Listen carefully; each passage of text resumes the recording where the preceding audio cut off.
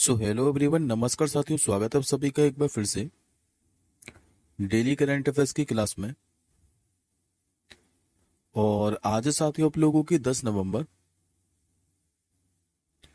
और आज हम सभी 10 नवंबर से बनने वाले जितने भी मोस्ट इम्पोर्टेंट करंट अफेयर्स के प्रश्न बने हैं, इन सभी प्रश्नों को हम इस क्लास के अंदर डिस्कस करेंगे। लेकिन साथियों उससे पहले मैं एक बार आपको 9 नवंबर के करंट अफेयर्स के प्रश्नों को क्विकली रिवीजन करा देता हूँ मात्र 2 मिनट के अंदर। उसके बाद हम लोग आज के प्रश्नों की ओर बढ़ेंगे। तो जैसा कि साथियों लास्ट क्लास के अंदर मैंने आप लोगों को पढ़ाया था कि अभी वर्ष 2024 का प्रतिष्ठित जो रोहिणी नायर पुरस्कार है यह भी किसे प्रदान किया गया है? तो अनिल प्रधान को। अभी किसने अपना दूसरा उपग्रह जिसका नाम है जिमसैट 2 इसको लॉन्च किया है? तो जिम्बाब्वे ने। दुनिया के सबसे बड़े और 110 साल पुराने अभी मगरमच्छ की जो मृत्यु है ये किस देश में हुई है? तो ये हुई साथियों ऑस्ट्रेलिया के अंदर। किस देश ने भी 16 साल से कम उम्र के बच्चों के लिए जो सोशल मीडिया है इस पर प्रतिबंध लगा दिया था? तो ऑस्ट्रेलिया ने। भारत अभी किसके साथ मिलकर दिसंबर 2024 में प्रोबो 3 जो अंतरिक्ष उपग्रह ये लॉन्च करेगा? तो यूरोपीय संघ के साथ मिलकर। कौन सा ऐसा देश है जो कि 1 जनवरी 2025 से बुर्का पर प्रतिबंध लागू करेगा? तो ये करने वाला साथ स्विट्जरलैंड। भारत अभी किस देश की सीमा पर पहला इंटीग्रेटेड जो चेक पोस्ट है ये शुरू करने जा रहा है? तो भूटान की। शतरंज रेटिंग में भी दुनिया के नंबर 2 स्थान अभी किसने हासिल किया था? तो ये कहते तो अर्जुन एरिगेसी ने, भारत के। जबकि नंबर 1 स्थान किसके पास है अभी भी? तो ये साथी नॉर्वे के मैग्नस कार्लसन के पास। अभी केंद्रीय मंत्रिमंडल ने मध्यम वर्गीय जो छात्र हैं इनके लिए भी कौन सी योजना शुरू की है? तो विद्या लक्ष्मी योजना। किसकी पुस्तक वेलकम टू पैरासाइट को अभी फिक्शन श्रेणी में क्रॉस वर्ल्ड बुक अवार्ड से सम्मानित किया गया? तो ट्विंकल खन्ना की है ये बुक। और लास्ट क्वेश्चन 11वां मैंने आपको पढ़ाया था कि भारत और ऑस्ट्रेलिया की सेना के बीच में जो संयुक्त सैन्य अभ्यास है जिसका नाम है ऑस्ट्रा हिंद, यह भी शुरू हुआ है महाराष्ट्र के पुणे के अंदर। अब आज का साथियों पहला क्वेश्चन देखिए। आज का पहला क्वेश्चन आप लोगों के सामने रहा। आप लोगों से पूछ रहा है कि अभी जो पीवी सिंधु है इन्होंने कहां पर विश्व स्तरीय जो बैडमिंटन केंद्र है इसकी आधारशिला रखी है? ये रखे साथियों आंध्र प्रदेश के विशाखापट्टनम के अंदर। करेक्ट आंसर होगा ऑप्शन नंबर बी। देखिए साथियों भारत के जो प्रख्यात बैडमिंटन स्टार है जिनका नाम है पीवी सिंधु, इन्होंने भी 7 नवंबर 2024 को विशाखापट्टनम में PV Sindhu centre for badminton and sport excellence की आधारशिला रखी है। और विशाखापट्टनम में भी साथियों कहां पर? तो विशाखापट्टनम के बाहरी इलाके में एक छोटा सा गांव है जिसका नाम है चिन्ना गादली। यहीं पर इस बैडमिंटन केंद्र की आधारशिला रखी गई है। और इसका साथी उद्देश्य क्या है? तो युवा प्रतिभा को प्रशिक्षित करना और भारतीय बैडमिंटन को क्या है कि अंतर्राष्ट्रीय स्तर तक ऊंचा उठाना है। अब बात करते साथ हम लोग पीवी सिंधु के बारे में। तो पीवी सिंधु से मैं आपको कुछ साथी इंपॉर्टेंट पॉइंट बताता हूँ। पहले तो याद रखेंगे कि जो पीवी सिंधु है ये महान बैडमिंटन खिलाड़ी है जिनका जन्म 5 जुलाई 1995 को तेलंगाना के हैदराबाद में हुआ था। और इन्होंने साथ ही टोक्यो ओलंपिक 2020 में क्या है कि 5 कांस्य पदक हासिल किया था। और पीवी सिंधु 2 ओलंपिक पदक जीतने वाली पहली भारतीय खिलाड़ी भी बनी थी। तो याद रखिएगा तीनों पॉइंट। अब आज का दूसरा क्वेश्चन देखिए। आज का साथियों आप लोगों के सामने दूसरा क्वेश्चन है जो कि अभ्यास से संबंधित है। आप लोगों से पूछ रहा है कि अभी जो त्रिसेवा सैन्य अभ्यास है जिसका नाम है पूर्वी पूर्वी बिहार, इसका जो आयोजन है यह भी कहां पर हो रहा है? तो इसका साथियों जो आयोजन है ये भी होने जा रहा है लद्दाख के अंदर। करेक्ट आंसर होगा ऑप्शन नंबर ए। दरअसल भी भारत का जो पूर्वी प्रहार अभ्यास है ये भी पूर्वी लद्दाख के अंदर आयोजित किया जा रहा है। और आयोजन साथियों कब से लेकर कब तक किया जाएगा? तो 8 से लेकर 18 नवंबर तक।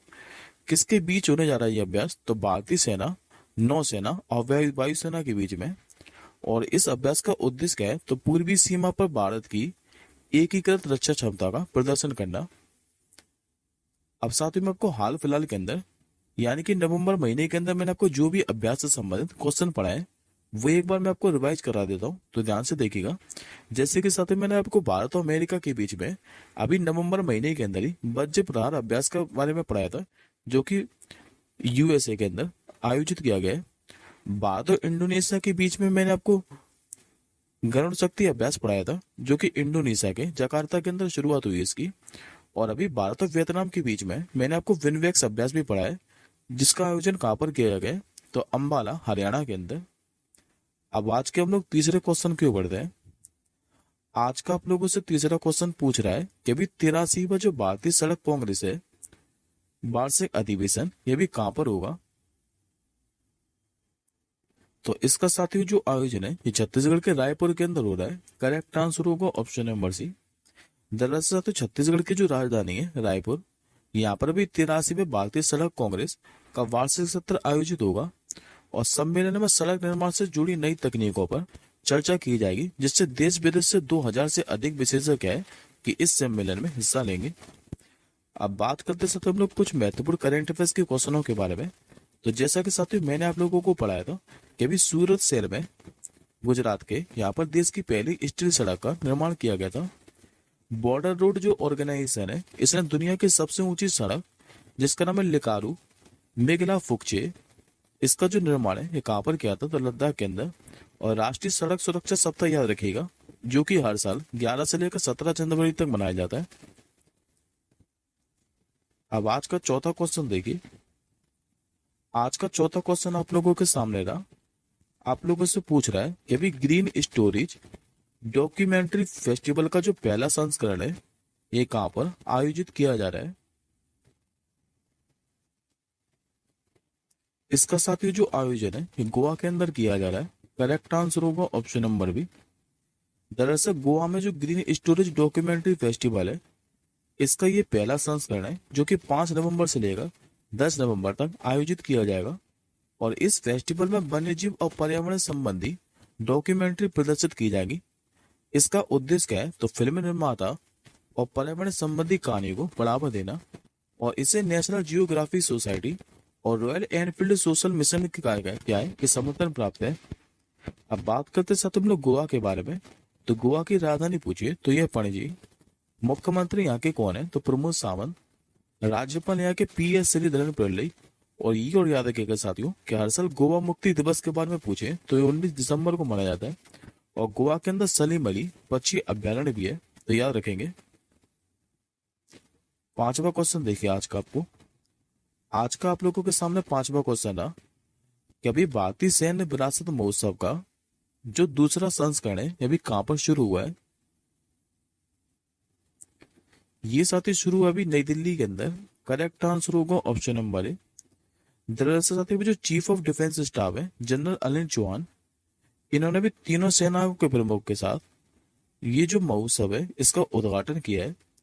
और उद्देश्य क्या है इसका, तो वैश्विक और भारतीय थिंक टैंक, सार्वजनिक और निजी उपक्रमों, शिक्षाविदों और शोध विद्वानों को एक साथ मंच प्रदान करना।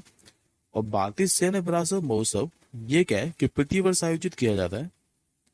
बात करते साथ हम लोग प्रमुख राष्ट्रीय सम्मेलन के बारे में, जो कि मैं आपको पढ़ा भी चुका हूँ हाल फिलहाल में। जैसे कि साथ में मैं आपको हरित हाइड्रोजन पर अंतर्राष्ट्रीय सम्मेलन के बारे में पढ़ाया था, जो कि नई दिल्ली के अंदर हुआ था। बिम्स्टेक व्यापार शिखर सम्मेलन के बारे में पढ़ाया था, ये भी नई दिल्ली के अंदर ही हुआ था। अभी विश्व धरोहर समिति की 16वीं बैठक के बारे में मैंने आपको पढ़ाया था, ये भी नई दिल्ली के अंदर हुई थी। और ग्लोबल इंडिया जो AI शिखर सम्मेलन है ये भी कहां पर हुआ था, तो नई दिल्ली के अंदर। अब आज के हम लोग छठवें क्वेश्चन की ओर बढ़ते हैं। आज का छठवां क्वेश्चन आप लोगों से पूछ रहा है कि 2015 से लेकर 2023 तक टीबी की घटनाओं में अभी कितने प्रतिशत की गिरावट आई है। तो अभी साथियों दरअसल क्या है कि जो वर्ल्ड हेल्थ ऑर्गेनाइजेशन है यानी कि WHO, इसकी एक रिपोर्ट आई है। और इस रिपोर्ट के अनुसार 2015 से लेकर 2023 तक टीबी की घटनाओं में जो है ये 17.7% की कमी आई है। तो करेक्ट आंसर होगा ऑप्शन नंबर सी। और भारत साथियों ये भी याद रखिएगा कि 2025 तक टीबी को खत्म करने का लक्ष्य भी रखा है भारत ने। अब बात करते हैं लोग ट्यूबरकुलोसिस के बारे में। तो याद रखेंगे ये बैक्टीरिया के कारण होने वाला रोग है। और किस बैक्टीरिया के कारण होता है, तो माइकोबैक्टीरियम ट्यूबरकुलोसिस के कारण। 24 मार्च 1882 को है कुछ रॉबर्ट कोच है, इन्होंने माइक्रोबैक्टीरियम ट्यूबरकुलोसिस की खोज की थी। और इसी के लिए साथियों उनको साल 1905 में नोबेल पुरस्कार से सम्मानित किया गया था। और ये और याद रखिएगा कि हर साल जो टीबी दिवस है ये कब मनाया जाता है, तो 24 मार्च को। आज का 7वां क्वेश्चन देखिए। आज का साथियों को जो 7वां क्वेश्चन है ये अपॉइंटमेंट से संबंधित है। आप लोगों से पूछ रहा है कि अभी व्हाइट हाउस की जो चीफ ऑफ स्टाफ है ये किसे नियुक्त किया गया है। ये साथियों मैं ऑप्शन में करेक्शन कर दूंगा, याद रखिएगा जो सूसी विल्स हैं इनको भी व्हाइट हाउस का चीफ ऑफ स्टाफ नियुक्त किया गया है। तो करेक्ट आंसर होगा ऑप्शन नंबर ए। दरअसल साथियों अमेरिका के जो नवनिर्वाचित राष्ट्रपति हैं डोनाल्ड ट्रंप, इन्होंने भी सूसी विल्स को व्हाइट हाउस का चीफ ऑफ स्टाफ नियुक्त किया है। और ये जो साथी सूसी विल्स है इन्होंने चुनावी अभियान में महत्वपूर्ण भूमिका निभाई थी।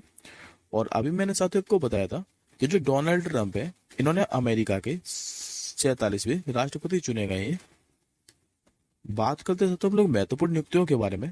तो ये सारे के सारे जो नियुक्ति हैं मैंने आपको नवंबर महीने के अंदर पढ़ाएंगे। जैसे कि मैंने आपको केशव चंद्र का नाम पढ़ाया था, इनको भी एनडीएमसी यानी कि नई दिल्ली नगर पालिका परिषद का अध्यक्ष चुना गया है। संजय कुमार वर्मा का नाम पढ़ाया था मैंने आपको, इनको भी महाराष्ट्र का पुलिस महानिदेशक बनाया गया है। आशीष खन्ना की बात करें तो ये साथी जो इंटरनेशनल सोलर अलायंस है इसके महानिदेशक बनेंगे और ये 2025 से कारभार संभालेंगे। राजेश कुमार सिंह की बात करें तो नए रक्षा सचिव बने थे। और अभी प्रवीण राय का नाम पढ़ाया था, इनको एमसीएस का नया सीओ और एमडी बनाया गया है। अब आज का आप लोग 8वां क्वेश्चन देखिए।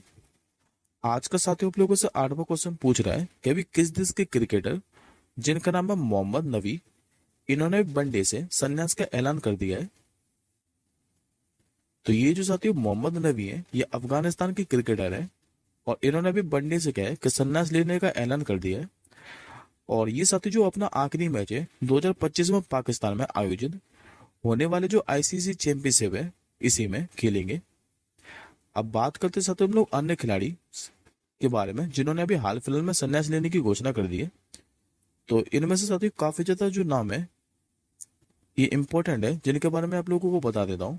जैसे कि सुनील छेत्री का नाम याद रखिएगा, सबसे फेमस नाम है।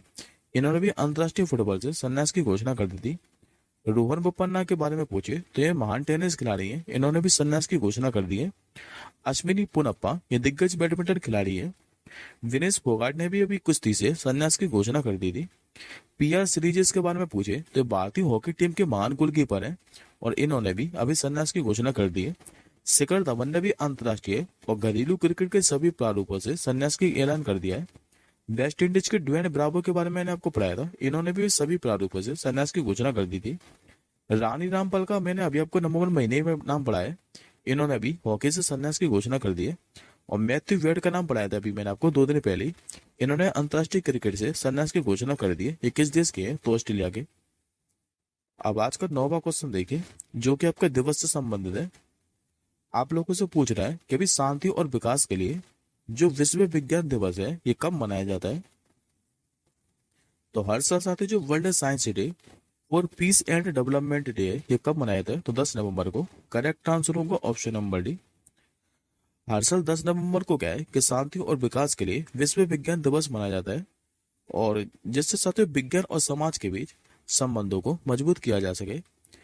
इस दिवस को साथ ही 2001 के अंदर क्या है कि यूनेस्को के द्वारा स्थापित किया गया था, जबकि पहली बार इस दिवस को कब मनाया गया था? 10 नवंबर 2002 को। और हर साल किसी न किसी विषय के साथ मनाया जाता है। तो 2024 के लिए इसकी थीम क्या है? तो युवाओं को अग्रणी बनाना। अब एक बार साथियों आपको नवंबर महीने के बाकी की डेज रिवाइज करा देता हूँ जो कि मैं आपको पढ़ा चुका हूँ। जैसे कि 7 नवंबर को मैंने आपको राष्ट्रीय कैंसर जागरूकता दिवस के बारे में पढ़ाया था। 5 नवंबर को मैंने आपको विश्व सुनामी जागरूकता दिवस के बारे में पढ़ाया था। 8 नवंबर को मैंने आपको वर्ल्ड रेडियोग्राफी डे के बारे में पढ़ाया था। और आज मैंने आपको पढ़ाया 10 नवंबर को शांति और विकास के लिए विश्व विज्ञान दिवस। तो ये चारों के चारों दिवस याद रखिएगा। अब आज का आप लोग आखिरी क्वेश्चन देखें। आज का साथियों को जो 10वां क्वेश्चन है ये पुस्तक से संबंधित है और आप लोगों से पूछ रहा है कि भी द सैटेनिक वर्सेस ये किसकी किताब है जिसके इंपोर्ट से भी दिल्ली हाई कोर्ट ने बैन हटा दिया है। तो ये साथियों काफी ज्यादा फेमस राइटर की बुक है, नाम है जिनका सलमान रुश्दी। करेक्ट आंसर होगा ऑप्शन नंबर डी। और ये किताब आपको डेफिनेटली एग्जाम में देखने को मिलेगी, तो याद रखिएगा। अच्छा साथियों, राजीव गांधी ने कहा है कि 1988 में ये जो सलमान रुश्दी की विवादास्पद किताब है जिसका नाम है द सैटेनिक वर्सेस, इसके इंपोर्ट पर बैन लगाया था और इसके खिलाफ भी हाई कोर्ट में याचिका लगाई गई थी। हालांकि अब कोर्ट ने कहा है कि याचिका पर सुनवाई भी बंद कर दी है।